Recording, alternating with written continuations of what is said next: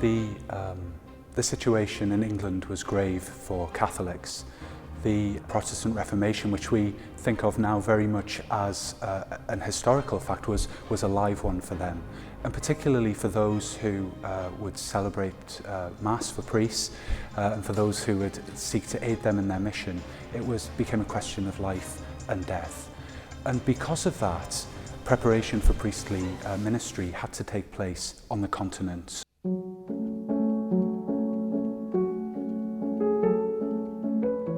Nestled in the heart of Rome, the Venerable English College has been forming men to the priesthood since the English Reformation.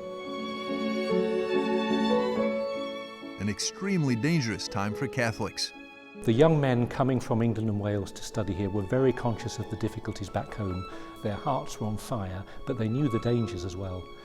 They knew the risks. They knew that to be caught as a Catholic priest, you would have been probably tortured, tried, and then executed as a traitor.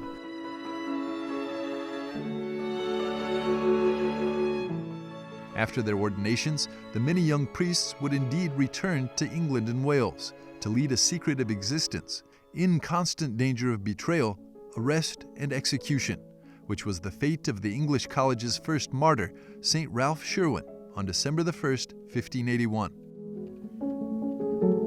Over the next 100 years, 44 former students were martyred, most by being hung, drawn, and quartered, the brutal execution method of the day. It is amazing history, the heroism of the martyrs, studying in these circumstances, going home on mission. But it's so relevant to today as well, because today we need missionary priests. The cultures are not always welcoming to the gospel and to the Christian message.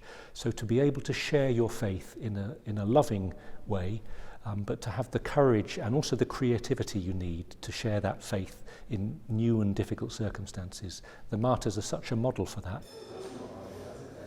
Originally founded for seminarians returning to England and Wales, the college today welcomes students from Scandinavia, Australia, Croatia, and beyond.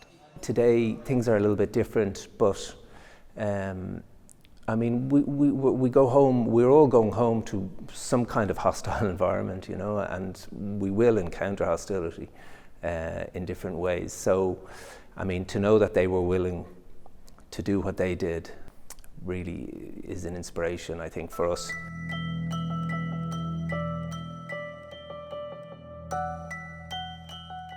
Though generations apart, seminarians past and present share not only the same vocation and mission, but also a unique connection through the Liber Ruber, the Red Book. Since 1579, all students have signed the missionary oath in the Liber Ruber, which to this day records the names and details of every student in the college. The first to sign it was St. Ralph Sherwin himself, who swore to return to England, hodie quam cras, today rather than tomorrow. The pages of that book are countless generations of priests, including our martyr saints, who have spent their lives in the service of God's church.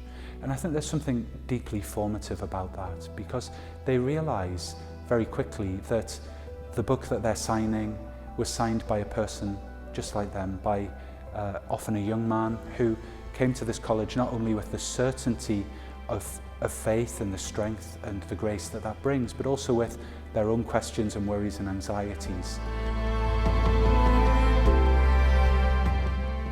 On St. George's Day, the day when St. Ralph Sherwin signed the book, in 1579, Carling will sign the Liber Ruber, along with the 4 other first-year seminarians, hopefully with that same zeal as the martyrs he shared, and that same desire to take the gospel back to our own countries.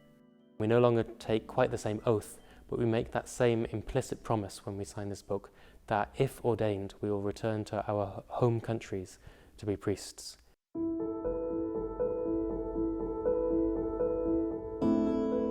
Another reminder of their mission is the martyrs picture in the chapel. Painted in 1580, it depicts the Holy Trinity with the blood of Jesus igniting the earth. The 2 English martyrs and patrons of the college, St. Thomas of Canterbury and St. Edmund, King of East Anglia, can be seen on the left and the right, pointing towards a gate. This is the Flaminian Gate, which represents the road going north. So it's the road home. So our two saints are saying to us and to everyone today who's in the church, your destiny, your vocation is not to stay in Rome forever. It's to remember that you're here for a purpose. It's to go home, it's to be on mission, it's to take the good news of Jesus, it's to take your experience of being here in Rome back home to those who need to hear the gospel.